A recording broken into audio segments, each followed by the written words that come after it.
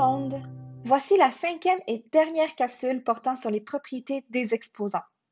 Cette dernière propriété porte sur le quotient de puissance qui ont la même base. Pour cette propriété, nous allons voir des situations où nous voulons aller diviser deux fois la même base. Donc, j'ai une certaine quantité de A divisée par une autre certaine quantité de A. Par exemple, ici, j'ai A à la 6 que je veux diviser par A à la 4. Lorsque nous voyons une division, on peut toujours la réécrire en fractions et ça va nous aider à bien visualiser la situation.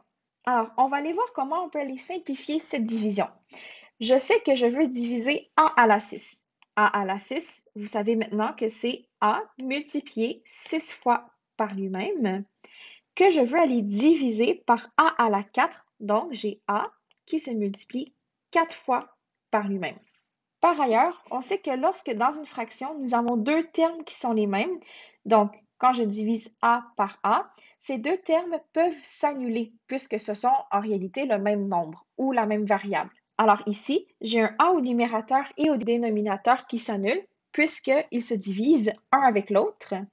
J'ai un A ici avec un A, le troisième A ici et un quatrième A qui s'annule. Une fois que j'ai été capable d'annuler tous mes duos de A, qui apparaissent autant au numérateur qu'au dénominateur, nous avons notre réponse simplifiée ici. On voit que ça me donne A à la 2 puisqu'il en reste seulement 2 au numérateur.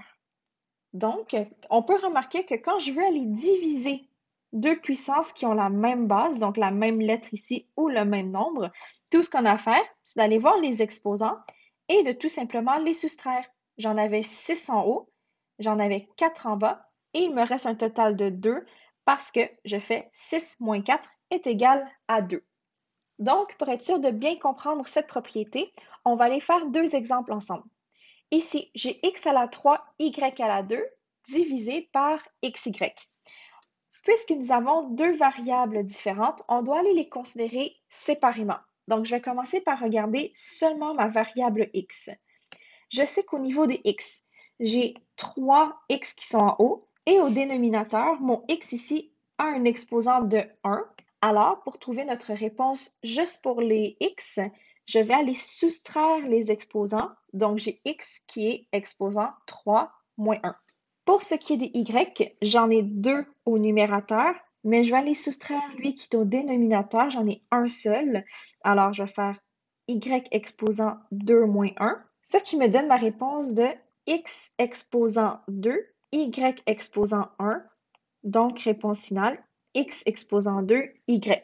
On sait que les exposants 1, on n'est pas obligé d'aller l'écrire. Prochain exemple, nous avons ici une belle grande fraction avec deux variables ainsi que des nombres.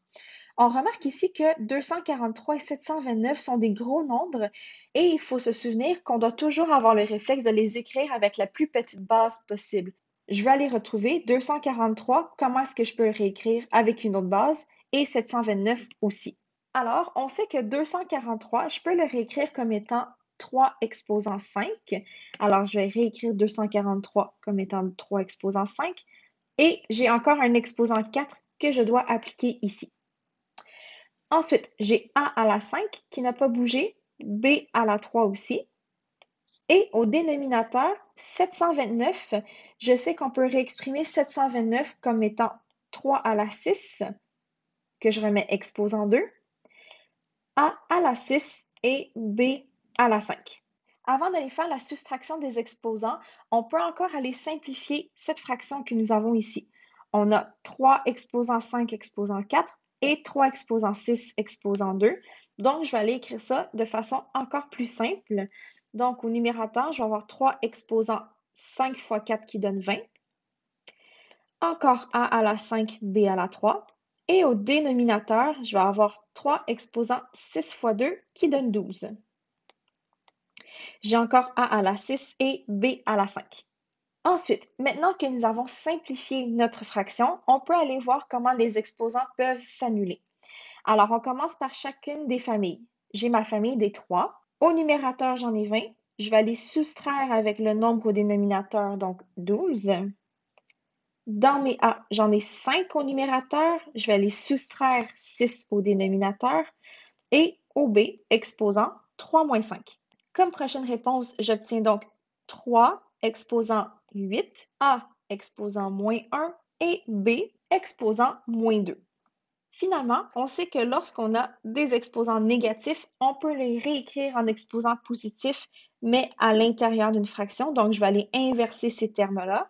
Alors, mon 3 exposant 8 reste au numérateur, mais mon A et mon B, puisqu'ils ont des exposants négatifs, ils vont descendre au dénominateur.